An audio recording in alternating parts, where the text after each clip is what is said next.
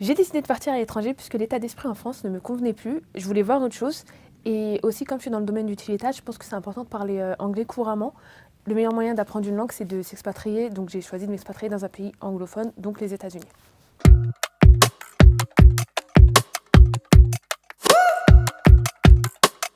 Pour les États-Unis, donc il faut avoir un visa de travail, mais ce visa, vous l'obtenez que quand vous avez déjà un emploi. Donc aux États-Unis, il y a un système de sponsorisation, donc une entreprise doit payer pour votre visa, sauf le visa que j'ai fait, c'est le visa J1, donc c'est J1 en français. Et en fait, ce visa, vous pouvez le financer vous-même. Donc les démarches que j'ai fait, c'est d'abord j'ai cherché un stage.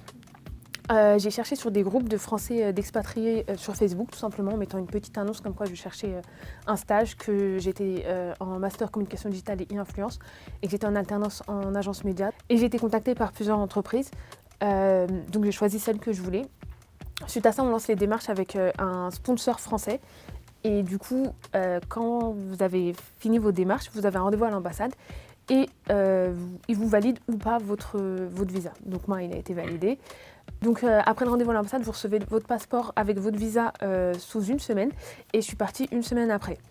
Une fois arrivée aux États-Unis, donc moi j'ai eu de la chance puisque j'ai commencé mon stage dans un hôtel. Du coup j'étais logée à l'hôtel, donc j'ai pas eu à chercher de logement au tout début.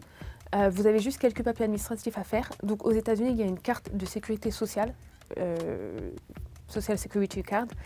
Et en fait, c'est pas le même système que nous, c'est vraiment la carte qui va vous suivre dans toute votre vie là-bas. Et du coup, la carte de la Social Security Card, c'est en fait comme une carte d'identité.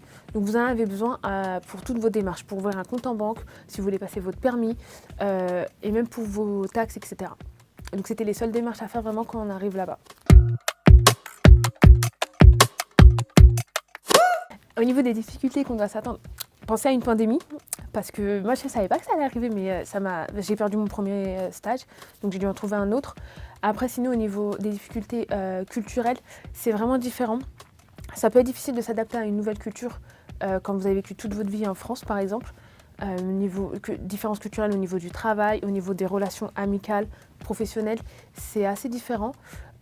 Mais sinon, en soi, je pense que si vous êtes ouvert d'esprit, vous n'aurez pas énormément de difficultés à vous intégrer socialement ou professionnellement parlant dans un autre pays. Alors, cette expérience, elle a été bénéfique parce que du coup, maintenant, là, je parle couramment anglais, donc c'était quand même le but principal de mon expatriation. J'ai aussi pu découvrir un pays que j'idéalisais beaucoup et je me suis rendu compte que c'était peut-être pas si bien que ça. Je sais aussi ce que je veux faire maintenant et ce que je veux pas faire professionnellement parlant. Donc voilà, mon but c'est quand même d'y retourner, mais peut-être pas sur toute une vie.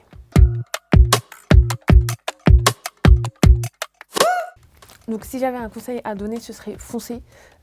Si vous avez envie de partir, en fait, faites-le, puisque si vous ne le faites pas maintenant, vous ne le ferez jamais. Moi, je suis partie 20 mois et c'était vraiment, je pense, la meilleure expérience que j'ai vécue dans ma vie actuellement. Vous apprenez tellement sur vous et sur les gens que ça en vaut la peine. Et dans votre CV, ce sera toujours un avantage de dire que vous avez travaillé à l'étranger. Donc, foncez! Good.